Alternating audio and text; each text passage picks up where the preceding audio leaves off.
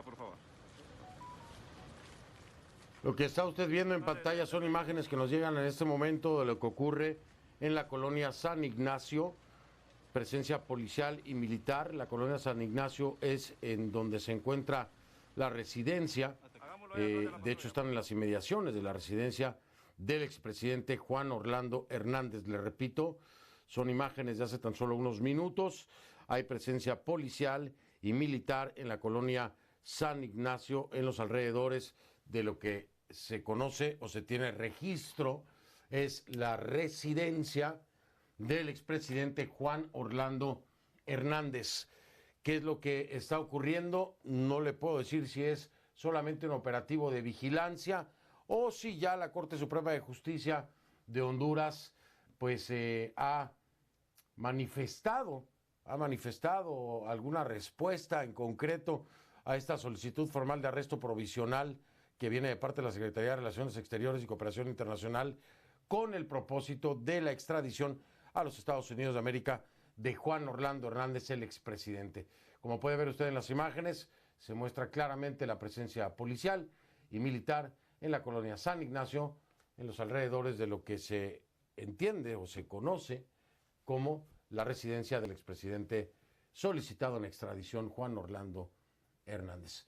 Mike Vigil, estoy precisamente con mi estimado Mike Vigil, con el que hemos hablado muchas veces. Mike, ¿qué tan factible te parece que después del antecedente de Tony Hernández, cadena perpetua, 30 años, Juan Orlando Hernández vaya a encontrar una sentencia parecida? ¿Qué crees tú con los elementos que hasta ahora hay? Bueno, yo creo que si Juan Orlando Hernández es extraditado a los Estados Unidos, él está viendo los mismos cargos que tenía Tony Hernández en su contra.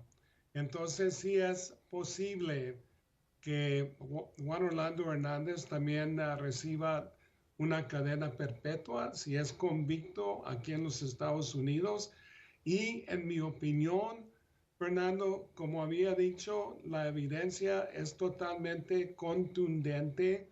Entonces, para mí, fácil lo va a ser convicto aquí en los Estados Unidos. Estás hablando de la policía que está ahí en su casa. La Corte Suprema, Fernando, no tiene que autorizar el arresto provisional. Entonces, posiblemente, yo creo que lo van a arrestar y entonces la Corte Suprema de Honduras tiene que decidir si lo van a extraditar, pero el arresto provisional se puede ejecutar ahora mismo. El problema, Mike, es que hay que recordar que Juan Orlando Hernández es diputado del Parlacén, del Parlamento Centroamericano, y eso le da inmunidad. Es por eso que tiene que accionar la Corte Suprema de Justicia, si no se estaría operando ilegalmente con el tema de la inmunidad. Pero mira, Parlacén no puede brindar el privilegio de inmunidad si una persona, en este caso Juan Orlando, no tiene inmunidad en su propio país. Y ninguna persona tiene inmunidad en Honduras, porque cuando Porfirio Díaz estaba encargado del Parlamento hondureño, él quitó esa inmunidad de todas las personas.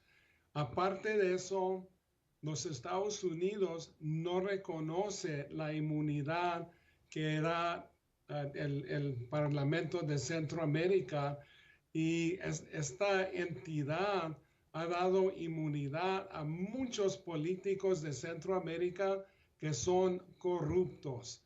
Entonces, yo espero que la presión contra de la Corte Suprema hondureña va a ser muy fuerte. Ahora una presidenta nueva, Xiomara Castro. Entonces esperamos que vayan a hacer las cosas bien. Esto es una prueba de fuego para la Corte Suprema de Justicia, no así para el gobierno de la primera mujer presidente de Honduras en la historia. Creo que es más sobre sobre la Corte Suprema de Justicia que la presidencia, ¿no lo crees, Mike? Sí, va a ser de la Corte Suprema, pero también Xiomara Castro también puede presionar, va a haber presión de los Estados Unidos, del Departamento del Estado. Entonces, la Corte Suprema va a ver el lugar en la historia hondureña, que el papel que van a jugar ahora con la extradición de Hernández. Entonces, como dices, Hernando, es complicada, pero yo creo que la Corte Suprema va a tomar en cuenta que esto va a dañar mucho a su país si no van extraditando a una persona que convirtió a Honduras a un narcoestado, un narcoestado. Oye, Mike, una pregunta. A ver, si existe la posibilidad de fuga, porque la hay, cuando estás hablando de que esto se da a conocer a las 4:23 de la tarde a la Corte Suprema de Justicia, se le da a conocer la información de la Secretaría de Relaciones Exteriores. ¿Por qué no emitir una alerta roja de Interpol ya? Porque la Interpol no puede hacer, no puede detener en Honduras. Entonces, eso tiene que ser parte del gobierno hondureño. Y aparte de eso, pues siempre es un proceso formal donde solicitan el arresto provisional y eso va a tener que hacer por la policía o las fuerzas de seguridad, los militares de Honduras, detenerlo y luego la Corte Suprema tiene que decidir si lo van a mandar a los Estados Unidos.